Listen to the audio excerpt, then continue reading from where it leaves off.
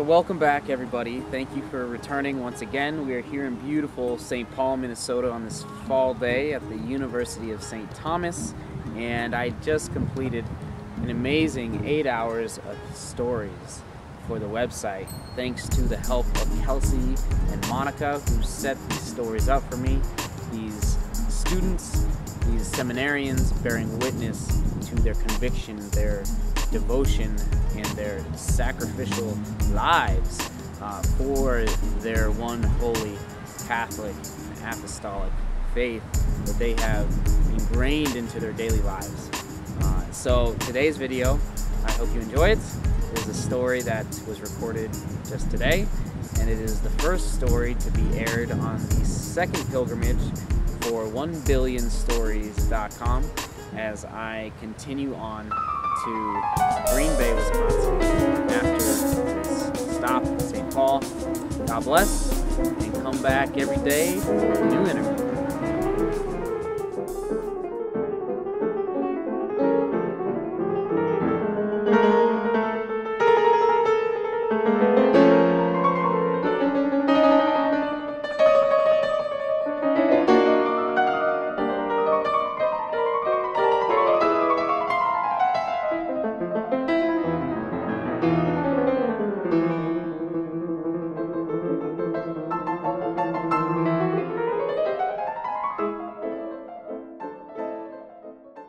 Welcome back, everybody, to 1 Billion Stories. We are once again in beautiful St. Paul, Minnesota, today with Morgan, who has a great story, and she's going to share that with us, the entirety. But I'd like to start off with, first of all, where are you from? I am from Maplewood, Minnesota. Maplewood, okay, which is not far from here. Not far from here, about 20-25 minutes. Okay, and were you raised in a Christian church? I was. I was raised at a very Protestant upbringing. Okay. And actually went to an evangelical church when I was younger. Okay. And then went to a Lutheran. At the same time, I was going to like a Lutheran elementary school. Okay. Middle school. Very good. And then actually after that went to a Baptist, kind of like a super church. Okay. Spent like 3 or 4 years there with your family. Yes. Okay. And do you have brothers and sisters? I do. I have a younger sister who is 17, okay, Veronica, and then a younger brother who's 12. Okay. All right. So you're the leader. I'm older. Yeah. I really like to think that. Very good. Okay. And so, what was it like going from an evangelical church to Lutheran school to Baptist and kind of bouncing around a little bit? That wasn't. I never really thought too much about it. Sure. I think I was pretty young. Yeah. And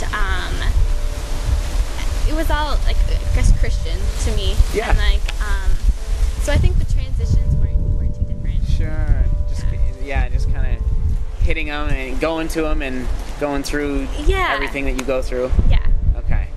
Very good. And then, so transitioning from your time at home to, with your family, where your parents are, in charge, and then moving to St. Paul to attend the University of St. Thomas.